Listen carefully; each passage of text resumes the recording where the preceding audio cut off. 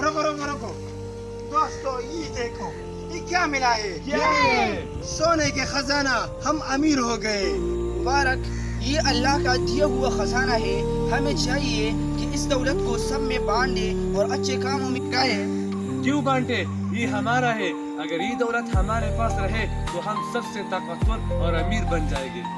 بھائیو یاد رکھو، لالچ بری بلا ہے۔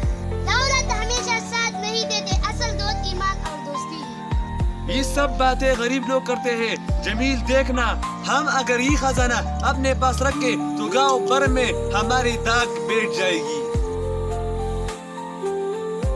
ہاں، ہمیں یاسر اور جمیل کو الگ کرنا ہوگا، تبھی ہم یہ سب اپنے پاس رکھ سکیں گے۔ اب یہ سب سونا ہمارا ہے، کوئی نہیں روک سکتا ہمیں۔ بچاؤ بچاؤ!